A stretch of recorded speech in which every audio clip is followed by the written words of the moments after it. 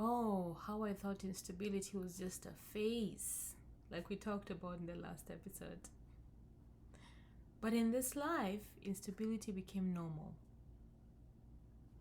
Hi, my name is Lydia, and on this channel, I share real stories about transition because change is inevitable and is constant, and it is what happens around us or to us.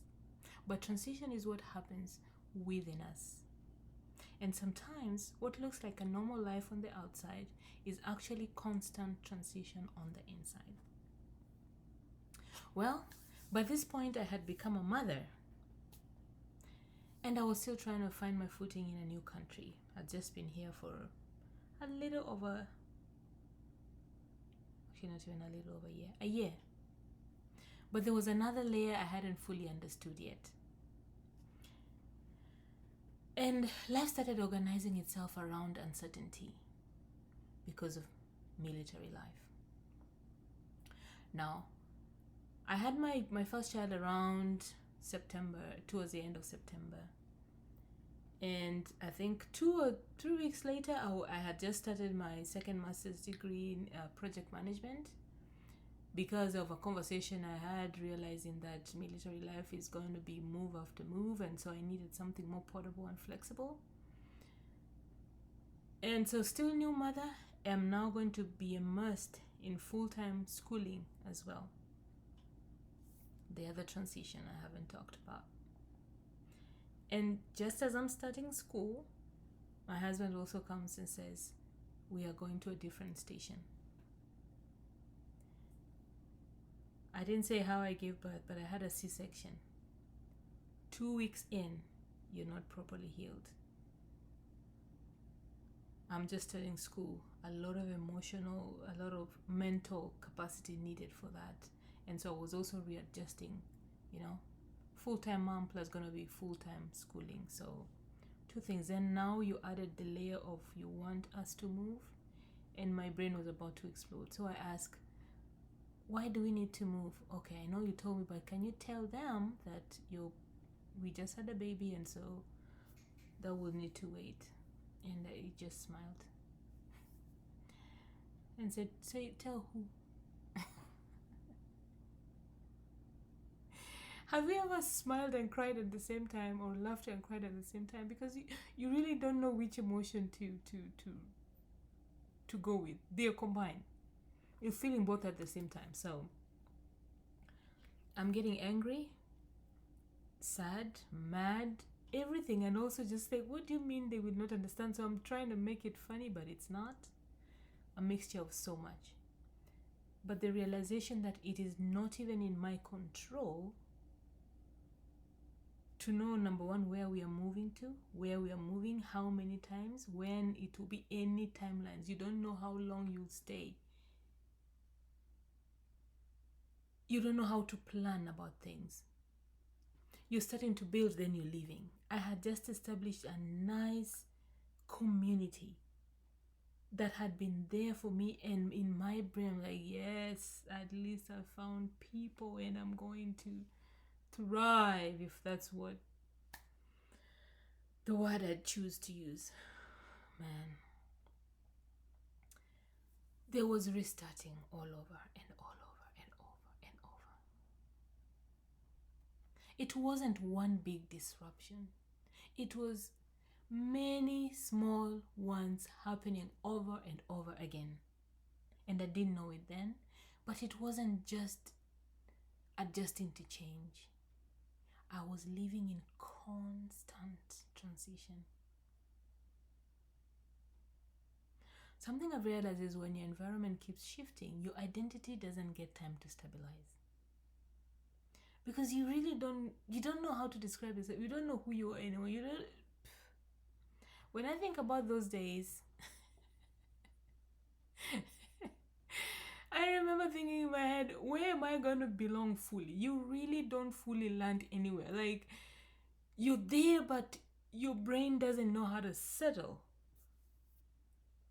The routines that you're used to, or the routines you might try to establish, really. And then, mind you, you've come probably from another country where this is not a life that you're wishing on yourself.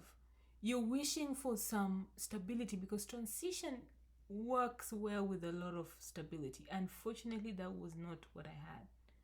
When you transition, you need some calm, you need some space to adjust, but there was no space in military life.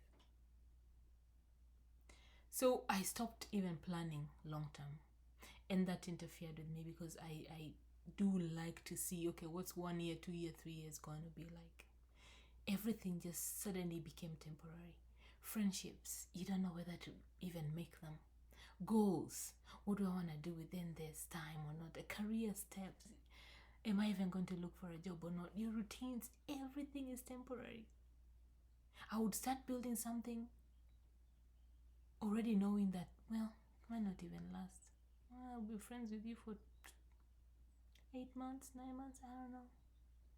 And you're afraid to say that too because you don't know if that person will want to be your friend. Well, quite a lot of things going on. And to be honest, that does something to you.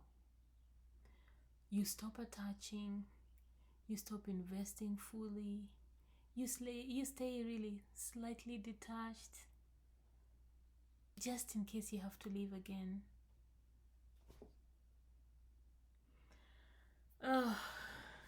That life was so destabilizing for me. And I know there are families that live on base inside a military installation or something like that, and I think they might have a better transition because they have each other and are able to really maybe connect because of the proximity of how they live. However, the reality is that 70% plus of military families live off base. So their life is in a regular American community. They don't even know each other. They hardly ever talk to each other or know their same identity as military families. So that keeps that transition doesn't then become something you think you're going through with someone else. It becomes very lonely and very isolating. And if you layer that with being an immigrant, being new in that country, total disaster. Certainly, I didn't come less capable. I just became more cautious. Because instability teaches you not to rely on anything staying the same. And to be honest, that's not a good space. I didn't know it then, but it was a transition from stability to adaptation. I think that's what I told my mind.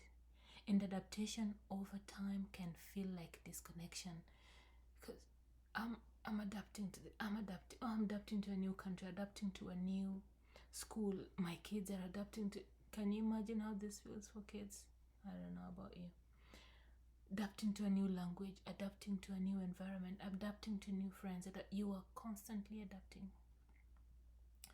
The interesting thing is that I looked fine. Maybe I have a way, or maybe most people have a way of just looking fine. If you saw my pictures on social media, if you saw how I lived, I just looked fine. I was functioning, taking care of my child, supporting my family, taking care of myself, or so I thought. But internally, I didn't feel settled anywhere.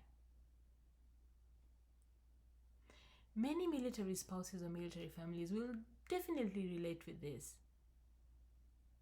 And maybe just for relatability, if your life has been unstable for a while, even if you're not a military family in the strict sense of it, ask yourself, have I actually settled anywhere emotionally? Or have I just learned to keep going?